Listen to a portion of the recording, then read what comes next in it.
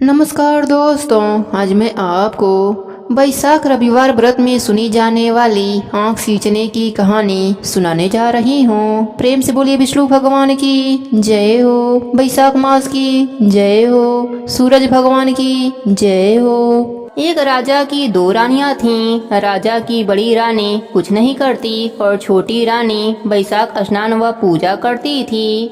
उसकी धर्म कर्म में बहुत रुचि थी। बड़ी रानी छोटी रानी से जलती रहती थी। एक दिन उसने राजा से कहा कि छोटी रानी ना जाने कौन कौन से टोने टोटके करती है। 4 बजे ही उठकर ना जाने कहां कहां घूमती फिरती है। हमारे तो राजघराने में बेइज्जती कराएगी। आप इसे यहाँ से निकाल दो। राजा गुस्से में आकर छोटी रानी को महल से निकल जाने का आदेश सुना दिया। यह सब देखकर बड़ी रानी बहुत खुश हुई, पर छोटी रानी कुछ ना बोली। वह वहाँ से चुपचाप चली गई। चलते चलते वह जंगल में पहुंच गई। वहां पर एक छोटी सी झोपड़ी बनाकर उसी में रहने लगी और हमेशा की तरह पूजा पाठ करने लगी। समय बीतता गया और बैसाख का महीना आ गया। तब छोटी रानी ने बैसाख स्नान किया और रविवार का व्रत भी करने लगी। बैसाख रविवार के व्रत में वह आंकड़े की पूजा नियम अनुसार करती थी। इधर एक दिन राजा शिकार खेलने गया। जंगल में रास्ता भटकने के कारण इधर उधर भूख प्यास से बेहाल होकर वन में भटकने लगा। बहुत ज्यादा गर्मी पड़ रही थी। दूर दूर तक कहीं भी पानी नहीं मिला। उस दिन बैसाख मास का रविवार का दिन था। तभी राजा को पक्षियों की आवाज सुनाई दी। तो राजा ने देखा कि आँख के पौधे के पास पक्षी बैठे हैं। तब राजा ने सोचा कि चलकर देखूं, क्या पता थोड़ा पानी मिल जाए, नहीं तो आज मेरी जान ही निकल जाएगी। यह सोचकर राजा वहां चले गए। देखा कि आँख के पौधे के नीचे गड्ढे में पानी पड़ा था और वहीं पर छोटी छोटी रोटियां भी पड़ी थी। तब राजा ने उन रोटियों को खाकर गड्ढे का पानी पी लिया और वहीं पर एक पेड़ के नीचे विश्राम किया। शाम को राजमहल में राजा आया और आकर सिपाहियों को आदेश दिया कि जंगल में इस तरह से पूजा कौन करता है, पता लगाओ। सिपाही जंगल गए तो देखा कि एक झोपड़ी में एक औरत रहती है, वही यह सब कुछ करती है। तब सिपाहियों ने उसे राज दरबार में चलने को कहा। वह तो मना कर दिया। तब सिपाही वापस आ गए और राजा को सारी बात बताई। तब राजा स्वयं वहाँ गए और देखा और पहचान लिया कि यह तो मेरी छोटी रानी है। तब राजा को सब कुछ समझ में आ गया। राजा को अपने किए पर बहुत पछतावा हुआ। राजा ने छोटी रानी के आगे हाथ जोड़ दिए और कहा, मुझसे बहुत बड़ा अपराध हो गया, मुझे क्षमा कर दो। तुम्हारे बैसाख रविवार के व्रत के कारण ही मेरी जान बच पाई है। तुम मेरे साथ मेरे महल चलो। तब छोटी रानी ने मन ही मन सूर्यदेव को धन्यवाद किया और राजा के साथ राजमहल की ओर चल पड़ी। बैसाख रविवार के व्रत से छोटी रानी को राज सुख प्राप्त हो गया। हे सूरज भगवान, जैसी कृपा आपने छोटी रानी पर करी, वैसी ही कृपा आप अपने सभी भक्तों पर करना। कहानी अधूरी हो तो पूरी करना, पूरी हो तो मान रखना, सबके व्रत को पूर्ण करना। प्रेम से बोलिए सूरज भगवान की जय हो, बैसाख मास की जय हो। बहुत पुरानी बात है। एक नगर में एक राजा और रानी रहते थे। रानी बैसाख के महीने में कुआं पर नहाती, पीपल सींचती, तुलसी सींचती और आंकड़ा सींचती थी। साथ ही कथा कहानी सुनती थी। लोगों ने देखा कि यह कैसी रानी है, कुआं पर नहाती है, पेड़ पौधों को सींचती है। रानी तो वह होती है जो घर में राजपाट करे। लोगों ने राजा से रानी की शिकायत कर दी। आपकी रानी तो कुआं पर नहाने जाती है और पेड़ पौधों की पूजा पाठ करती है। राजा को बहुत गुस्सा आया। राजा ने अपने नगर के सारे कुएं को पटवा दिया, सारे पेड़ पौधों को कटवा दिया। रानी घर से निकल गई और जंगल में रहने के लिए चली गई। भगवान की कृपा से जंगल में कुआं खुद गया। साथ ही पीपल, पथवारी, तुलसी और आंकड़ा लग गया। जंगल में रानी कुआं पर नहाती, पीपल पथवारी सींचती, तुलसी सींचती और आंकड़ा सींचती और वहीं बैठकर कथा कहानी कहती थी। इधर राजा का राजपाट सब चौपट हो गया। राजा बोला, जब से रानी गई हैं तब से मेरा सारा राजपाट धन दौलत बर्बाद हो गया है। राजा रानी को खोजते हुए जंगल में आया। वहाँ पर राजा देखता है कि यहाँ पर कुआं है, पीपल, पथवारी, तुलसी, आंकड़ा का पेड़ है। रानी वहीं बैठकर कथा कहानी कह रही हैं। राजा ने रानी से कहा, तुम हमारे साथ मेरे महल चलो। जब से तुम घर से निकली हो तब से सारा राजपाट चौपट हो गया है। तब रानी बोली, जब हमारा बैसाख मास स्नान पूरा हो जाएगा तब हम आपके साथ चलेंगे। फिर राजा भी वहीं रहने लगा। राजा रानी दोनों ने पूजा करी। बैसाख मास पूरा हुआ। उन्होंने राई दामोदर को जिमाया। राजा रानी नगर में आए। रानी को महल में घुसते ही महल का राजपाट फिर से वापस आ गया। राजा अपने पूरे राज में घोषणा करवाया कि बैसाख महीने में सब कोई स्नान करेगा, भगवान विष्णु की पूजा करेगा, साथ में रविवार का व्रत करेगा, आंकड़ा सींचेगा, कथा कहानी कहेगा और सुनेगा। इधर राजा भी अपने रानी के साथ हर साल बैसाख स्नान करने लगा, रविवार का व्रत करने लगा, साथ ही आंकड़ा सींचता, कथा कहानी सुनता था। सूर्य भगवान की कृपा से उस राज्य के सभी लोग खुशी और आनंद के साथ रहने लगे। हे सूरज भगवान, अपने सभी भक्तों पर अपनी कृपा बनाए रखना। कहानी अधूरी हो तो पूरी करना, पूरी हो तो मान रखना। प्रेम से बोलिए सूर्य भगवान की जय हो, बैसाख मास की जय हो। एक ब्राह्मण का पुत्र था जो रोज सुबह उठते ही नहा धोकर माँ से रोटी मांगकर खाता था। जब बैसाख का महीना आया तब माँ बोली, बेटा तुम भी कोई नित्य नियम रख लो। लोग तो सुबह उठकर नहा धोकर मंदिर जाते हैं, पूजा पाठ करते हैं, उसके बाद रोटी खाते हैं। तुम भी सुबह उठकर सूरज भगवान का दर्शन करके ही रोटी खाया करो, यह नियम ले लो। ब्राह्मण का पुत्र यह नियम ले लेता है। अब वह रोज इसी प्रकार से नियम को निभाता है। एक दिन सूरज भगवान ने कहा, देखता हूँ कि यह सच्चे मन से मेरा दर्शन करता है या नहीं। एक दिन सूरज भगवान बादल में छुप जाते हैं।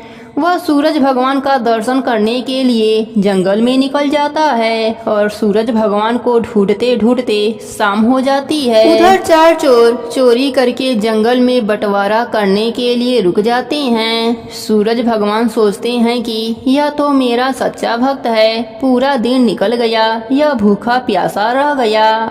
सूरज भगवान उसे बादल फाड़कर दर्शन देते हैं। सूरज भगवान को देखते ही ब्राह्मण का पुत्र कहता है, दिख गए, दिख गए।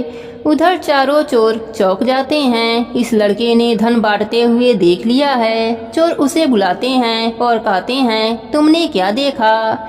फिर उसने कहा, दिख गए, दिख गए। चोरों ने कहा, तुम किसी से कुछ मत कहना, आधा धन तुम लेकर जाओ। ब्राह्मण का पुत्र आधा धन लेकर आ गया और माँ से कहा कि दरवाजा खोलो। माँ ने कहा कि बेटा तू पूरे दिन कहाँ गया था, अब तुम ऐसा नियम मत रखना। बेटे ने कहा, माँ तुम दरवाजा तो खोलो, मेरे ऊपर सूरज भगवान प्रसन्न हुए हैं, इतना सारा धन लेकर आया हूँ।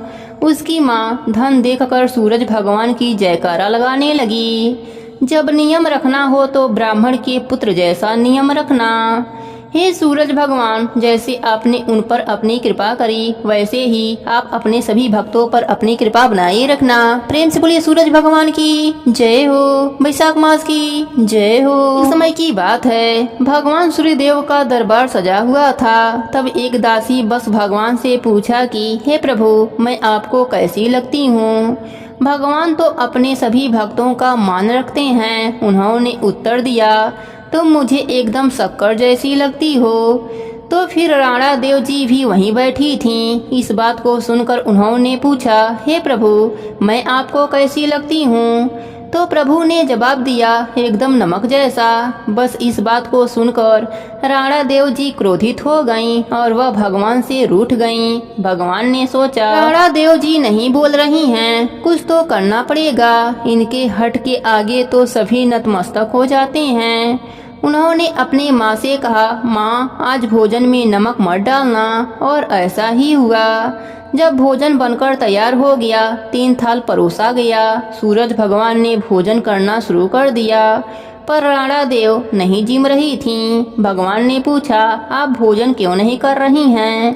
तब राणा देव जी ने कहा, इस भोजन में कोई स्वाद ही नहीं है। तब भगवान ने कहा, नमक के बिना खाने में कोई स्वाद नहीं होता, ऐसे ही आपका भी महत्व है। राणा देव जी, आपके बिना मेरे जीवन में कोई स्वाद नहीं है, कोई महत्व नहीं है। यह सुनते ही राणा देव जी प्रसन्न हो गईं। हे प्रभु, अपने सभी भक्तों पर अपनी कृपा बनाए रखना।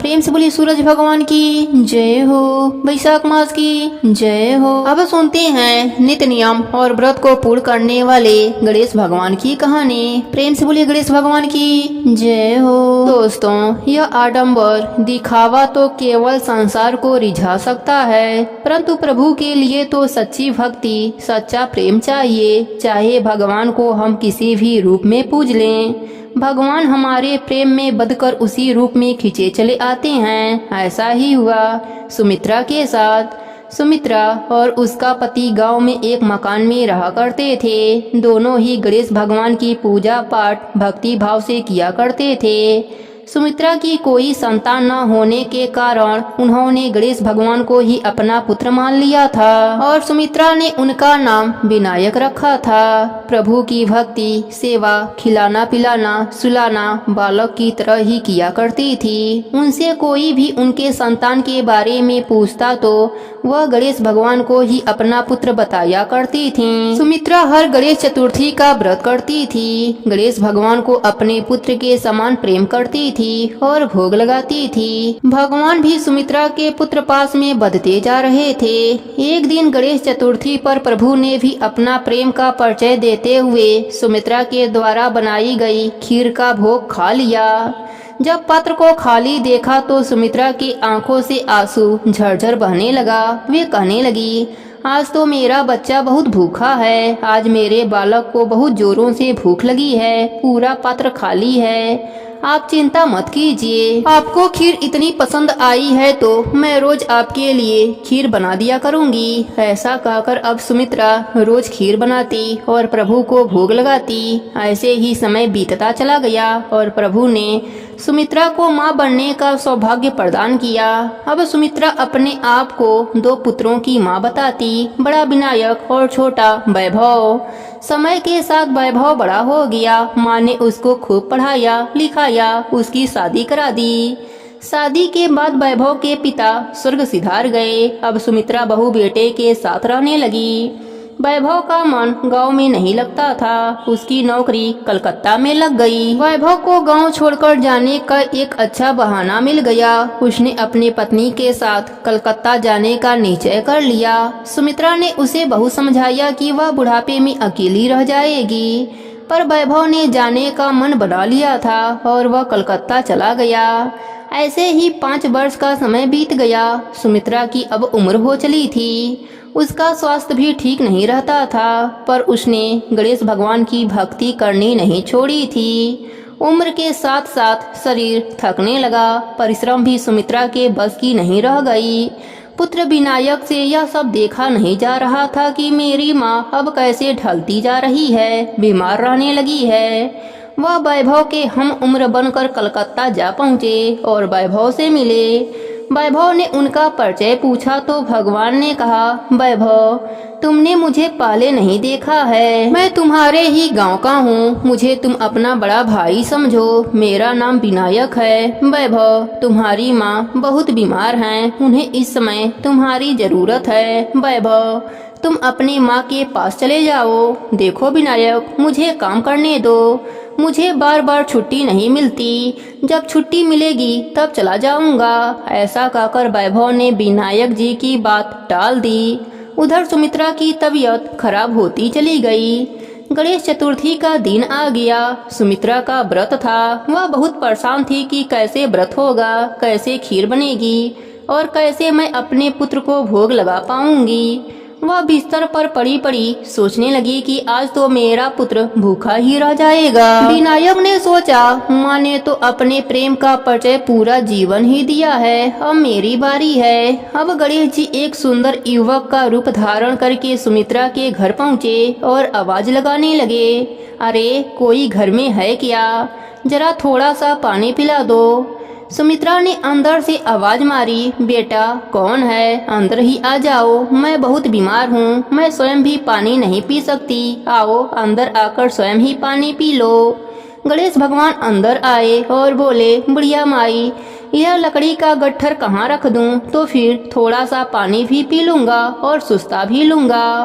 पानी पीकर गणेश भगवान बोले, मैया बहुत भूख लगी है, क्या कुछ खाने को मिलेगा।